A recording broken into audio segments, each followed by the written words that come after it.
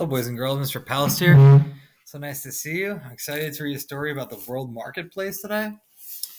And here we go. Many of the products you buy and the resources used to make them come from places outside your community. It may come from other parts of the state or from other countries around the world. Thanks to trade or the exchange of one thing for another, consumers can buy or barter for things that their own communities do not grow or produce. To barter means to trade goods and services for something other than money. So, in this painting from the 1300s, Marco Polo is leaving Venice, Italy to go to Asia. Wow. Had a map. Africa, Arabia, Europe, Asia, India, Tibet, China. I love maps. International trade. Long ago, traders traveled the world, trading products of their countries for products of other lands. Trade between countries is called international trade. In 1271, a young man named Marco Polo left his home in Italy with his father and uncle. They were traders who knew about the silk and spices to be found in Asia. These products were not available in Italy. It's called the Silk Road. Understanding human systems. The Silk Road was an ancient trade route that linked countries in Europe, Asia, and Southeast Asia. European merchants and travelers carried ideas as well as goods to and from China. Marco Polo followed the general path of Silk Roads in his travels. When Polo returned and told others about China's riches, many more merchants began traveling the Silk Roads. Wow. I love learning about our past.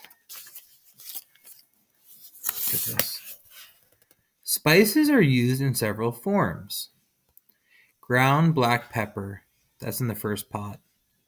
The second pot, whole nutmeg. Oh, that's what nutmeg looks like. 3, whole cloves. 4, powdered cinnamon. And 5, cinnamon sticks. I've had those. Those are good. The Polos were sure people in Europe would want to buy these interesting new products. Marco Polo was 17 years old when they set out for Asia. Thousands of miles away, it took them nearly 4 years, riding horses and camels and often walking to get there. In Asia, the Polos traveled to China, India, and the country now known as Iran. After 24 years, they returned to Europe. They brought with them goods that could be found only in Asia: jewels, silk cloth, perfumes, and spices. When other traders saw the great demands for these products, they too went to Asia. It was a long and difficult trip. Present-day cargo ships travel much faster and carry much more than polos did. Look at these cargoes. I love these. You see these sometimes in the Hudson River. It's a lot of cargo. You see that? Beautiful. Today's ships, trains, and airplanes make moving goods around the world much faster than in Polo's time. Modern communication links make ordering and paying for goods faster too.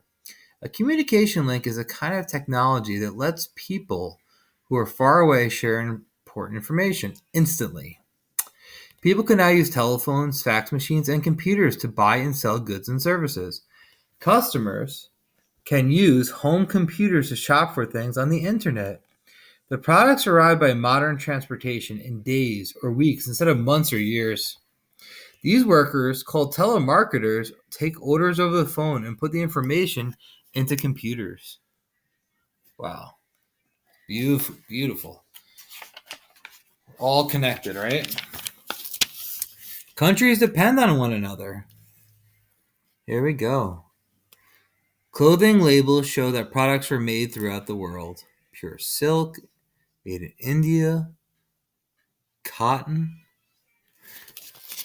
Countries import or bring to sell products and resources from other countries. Find out about things you use every day that were made in other parts of the world. The United States exports or sends to other countries to sell many products and resources. What we got here? So from Russia, there's oil. From Japan, it looks like technology and computers. Australia looks like clothing. I see a sweatshirt there. We're also getting oil from Africa. And Uruguay is giving cows. Ecuador, oil. France is clothing. The United States, we got airplanes, automobiles. Wow. Wheat.